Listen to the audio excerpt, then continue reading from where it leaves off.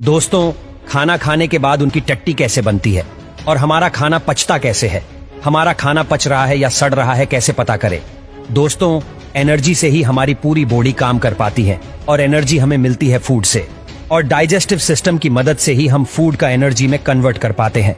हम तो सिर्फ खाना खाते हैं और वॉशरूम जाकर वेस्ट को बॉडी से बाहर निकाल देते हैं, लेकिन खाने से लेकर वॉशरूम जाने तक हमारा डाइजेस्टिव सिस्टम बहुत ही ज्यादा मेहनत करता है।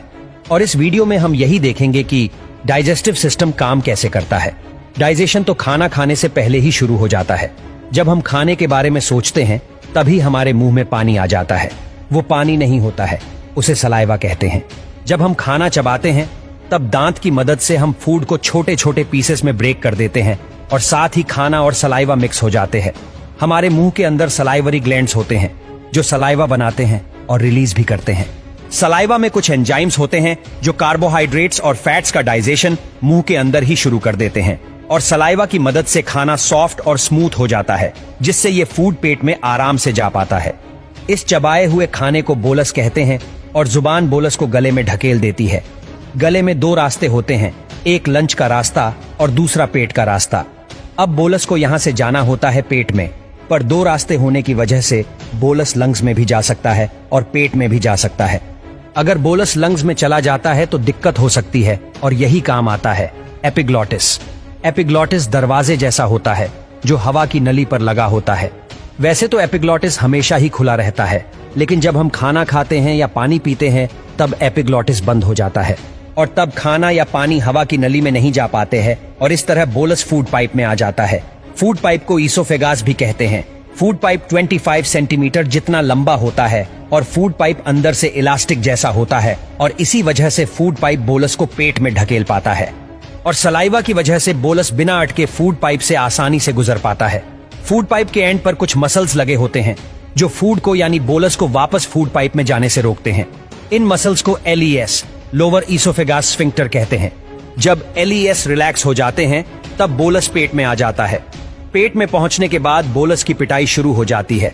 हमारा पेट खाने को सिर्फ होल्ड नहीं करता है, बल्कि एक ग्राइंडर की तरह फूड को पेस्ट में बदल देता है, और इसी इलास्टिक पावर की मदद से स्टमक फूड को पेस्ट में बदल पाता है। स्टमक अपनी इलास्टिक पावर से फूड को इधर उधर ढकेलता है, जिसके कारण फूड पेस्ट में बदल जाता है, और पेट में एसिड भी होता है, और वो एसिड है HCl, हाइड्रोक्लोरिक एसिड। दोस्तों, HCl बहुत ही ज्यादा स्ट्रांग होता है, और पेट के मसल्स को HCl से बचाने के लिए पेट में म्यूक्स रिलीज किया जाता है, जो HCl को पेट के मसल्स के साथ रिएक्ट करने नहीं देता है। HCl का काम होता है फूड को डाइजेशन के लायक बनाना, और दूसरा काम होता है डाइजेस्टिव एंजाइम्स बनाना। HCl के कारण पेप्सिन एंजाइम बन पाता है, जो प्रोटीन्स को एमिनो एसिड में बदल देता है, और फूड में जितने भी बैक्टीरिया होते हैं सभी पेप्सिन की वजह से मर जाते हैं, और फिर दूसरा एंजाइम्स रिलीज होते हैं जो फैट्स को और कार्बोहाइड्रेट्स को डाइजेस्ट करने लायक बनाते हैं। तो पेट में फूड 6 से 8 घंटे के लिए रहता है, और इन 6 से 8 घंटे में फूड लिक्विड में बदल जाता है। इस लिक्विड को काइम कहते हैं। तो काइम 6 से 8 घंटे बाद चला जाता है स्मॉल इंटेस्टाइन में, पर स्मॉल इंटेस्टाइन में जाते समय काइम बाइल जूस और पैनक्रिएटिक जूस के साथ मिक्स होता है। बाइल जूस बनता है लिवर में और स्टोर होता है गॉल ब्लैडर में, और बाइल जूस फैट्स को ब्रेक करता है।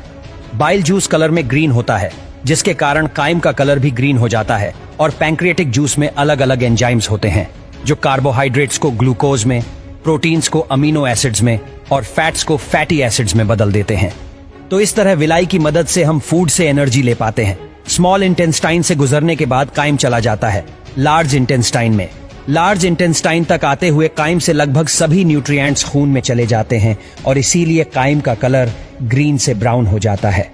ब्राउन काइम में अभी भी कुछ न्यूट्रिएंट्स और फाइबर्स होते हैं, और फाइबर्स को हम डाइजेस्ट नहीं कर पाते हैं, और यही हमारी मदद करते हैं माइक्रोब्स, बैक्टीरिया। हमारा लार्ज इंटेस्टाइन 1.5 मीटर जितना लंबा होता है, और पूरे लार्ज इंटेस्टाइन पर बैक्टीरिया माइक्रोब्स होते हैं जो काइम से बचे हुए न्यूट्रिएंट्स को डाइजेस्ट करने में मदद करते हैं।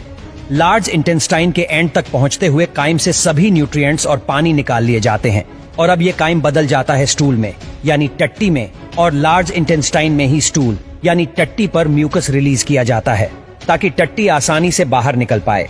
लार्ज इंटेस्टाइन में फूड बहुत ही धीरे डाइजेस्ट होता है, और इसीलिए लार्ज इंटेस्टाइन में फूड को पूरी तरह डाइजेस्ट होने के लिए 30 से 40 घंटे लगते हैं।